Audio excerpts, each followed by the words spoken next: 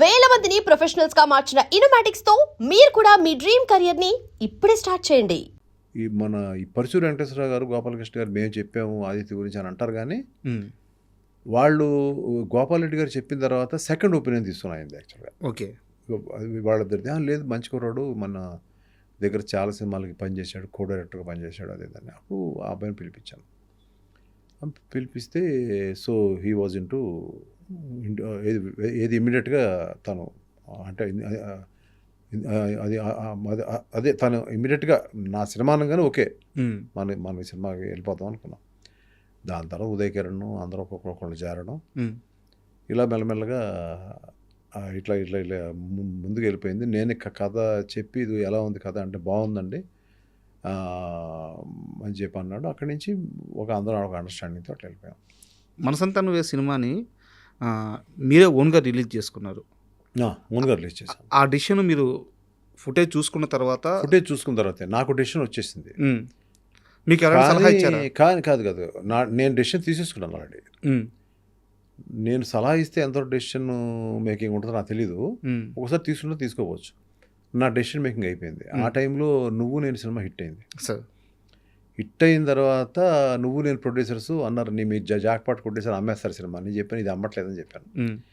దీని తర్వాత ఊరికే కూర్చున్నప్పుడు పరుచూరి గోపాలకృష్ణ గారు, వెంకటేశ్వర గారు ఇద్దరు కూర్చుని ఉండగా ఏమండి ఇది అమ్మాలా లేదా అని నేను అడిగాను. ఒపీనియన్ కోసం మొత్తం ఉంచుకోన్నారు. సో అంతకుముందు నేను ఉంచుకోవాలని ఉంది అనేది వాళ్ళకి తెలీదు లోపల. సో అది సింక్ అయిందని నేను అప్పుడు ఎవరు అడిగినా కూడా నేను ఇవ్వలేదు సినిమా. అది అప్పుడు ఎంత అండి 1.5 ఎంతో చేసింది, 1.5 ఎంతో అయింది సినిమాకి మొత్తం టోటల్గా. వ్యాస్ట్ అంటే 14 times వచ్చింది. ఇప్పుడున్న ఓటీటీ లేవు, ఇప్పుడున్న శాటిలైట్ రేట్స్ లేవు, అవి లేకుండానే 14 times వచ్చింది ఆ సినిమాకి. అదే సార్ కలెక్షన్ చూస్తే 14-15 కోట్ల రూపాయలు. ఉదయ్ కిరణ్ గారి రియాక్షన్ ఏంటి సార్ అంత పెద్ద హిట్ తర్వాత? ఏం లేదండి, అందరూ everybody were gelling so much, everybody మంచి అండర్స్టాండింగ్తో చేసాం సినిమాని. అందరూ కూడా ఎవ్రీబడి. ఎక్కడ మనకి ఒకటి ఏంటంటే అండి, మనకి ఎదురీది ఏ టెక్నీషియన్ కానీ ఏ ఆర్టిస్ట్ కానీ ఒక ఎంఎస్ రాజుని ఎదురీది వెళ్ళిన సందర్భం ఎక్కడ లేదు. కన్విన్స్ చేసుకుంటారు వచ్చి, అలా కాదండి ఇలా కాదండి, ఎందుకంటే నా మొహం అలాంటిది వచ్చిన కాదండి ఇలాగే చేద్దాం అనే మాట ఎవరు అంటారు సార్? ఒకరు చెప్పినా అసలు మీరు వినే రకమే.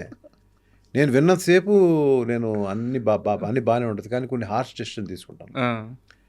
అలాంటి హార్ష్ డెసిషన్స్లో ఏంటంటే, నేను ఆదిత్య నాకు నెక్స్ట్ ఫిలిం ఇదే, ఈ రూమ్ నాకు ఉంచేయండి నాదే అని అన్నాడు. ఇంకో ఫిలిం ఒప్పుకున్నాడు, నాకు చెప్పకుండా ఒప్పుకున్నాడు అని కోపం వచ్చేసింది. చెప్పు ఒప్పుకోవచ్చు కదా అని చెప్పి కోపం వచ్చేసింది. అతను ఉన్న ప్లేస్ ఎప్పుడు అతని ప్లేస్కి వెళ్ళను నేను. అతని ప్లేస్కి వెళ్ళి అతని మీద అరిచాను గట్టిగా. అతను అస్సలు బిక్క చచ్చిపోయాడు, అతను అలా ఉండిపోయాడు అలాగా. తర్వాత నాకే అనిపించింది ఆ మౌన్ చూస్తే, ఎందుకన్నా నేను గౌకునలాగా okay youngsters let them earn money, ఏముంది తప్పే ఉంది, ఓకే ఆదిత్య మనం ఎప్పుడు సందర్భం వచ్చిన మళ్ళీ చేద్దాంలే, ఇది బాగా చెయ్యి, నీకు ఏదన్నా నీకు ప్రాబ్లం ఉన్నా ఇందులో, నీకు ఏదైనా స్టోరీలో నీకు ఇబ్బంది ఉన్నా నా దగ్గర రా, నేను చేస్తాను. ఆ కోపం అంతా పోయింది. అదే ఆ తర్వాత అందరూ మేమంతా బాగానే ఉండేవాళ్ళం. తర్వాత తనకి అది హార్ష్ డెసిషన్ అంటే చెప్తాను నేను. బాస్ అనే సినిమా చేశాడు తను. అవును, నాగార్జున గారితో. నేను అప్పుడు ఆట అనే సినిమాకి ఎవరు డైరెక్టర్ పెట్టుకోవాలో నాకు తెలియదు.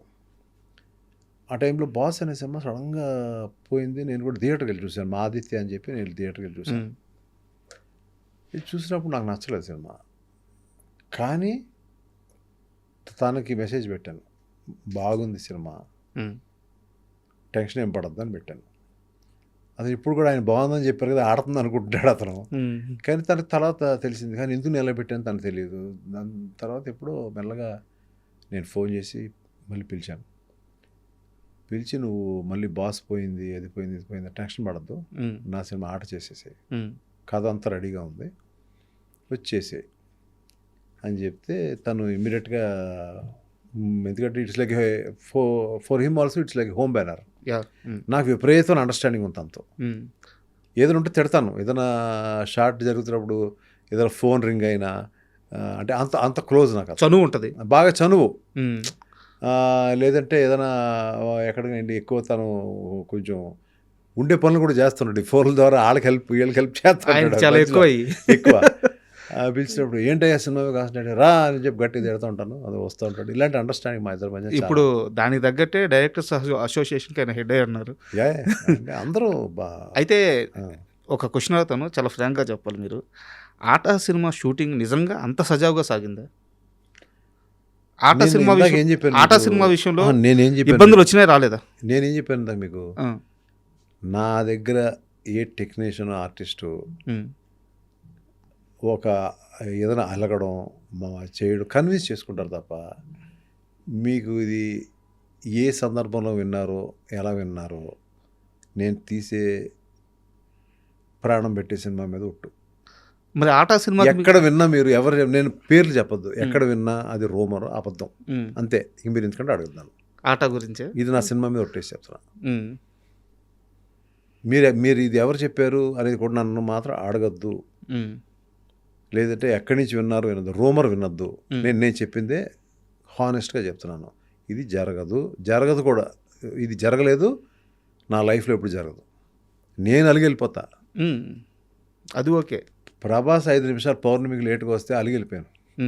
కారులో ప్రేత స్పీడ్ వచ్చి నాకంటే ముందు ఆపి వెళ్ళలేదు, నన్ను తీసుకొచ్చాడు. నన్ను ఏంటి 5 నిమిషాలు లేటుగా వస్తే ఏంటి అది అప్పటికే మా ఇద్దరి మధ్య బాగా క్లోజ్. గట్టిగా అరిచాడు నా మీద, గట్టిగా అరవకు ఏంటి లేటుగా వచ్చి, మీరు రండి సోది రండి అని చెప్పి పట్టుకుని అలా కారు ఎక్కించుకొని తీసుకెళ్ళిపోయాడు. అలా ఏదో మనం ఏదో దాంట్లో రాత్రి అంతా మనం నిద్ర లేకుండా ఆలోచించి తీస్తూ ఉంటాం. హిట్ ఆఫ్ ఫ్లాప్ తర్వాత విషయం. సార్ పొద్దున్న వచ్చినట్టు నాకు ఆర్టిస్ట్ రాదు, ఎందుకు రాడు కాదు, ఎందుకు రావు అక్కడికి, ఎందుకు రావు? నేను అనుకున్న షార్ట్ కాల్ షీట్ నువ్వు ఎందుకు రావు? అవన్నీ పాత పద్ధతులు ఇప్పుడు లేవు అనుకోండి, అవన్నీ వదిలేండి. అందువల్ల మనం సినిమా కూడా ఇంకా పెద్ద స్టార్స్తో సినిమా చేయడాలని కూడా కొంచెం. And for more videos, Please subscribe to iDream. Please subscribe to iDream. Please subscribe iDream. And please subscribe to iDream. For more videos, subscribe to iDream. please like, share and subscribe to the channel. Congratulations, iDream. Subscribe to iDream. Subscribe to iDream. So subscribe to iDream Media. iDream team అందరికి huge congratulations. Please subscribe iDream Media. Please subscribe to iDream. Subscribe iDream. Please subscribe to iDream. iDream అంటే నా కళల ఛానల్ను subscribe చేసుకున్న నోరు తిరుగుతలేదు, మీరైతే గంట గుర్తు కొట్టండి. For more such videos, please subscribe to iDream. Subscribe to iDream. Please subscribe to iDream. Please subscribe iDream Media. Please do subscribe to iDream. Please subscribe to iDream Media. For best entertainment and information, please subscribe iDream. And don't forget to subscribe to iDream.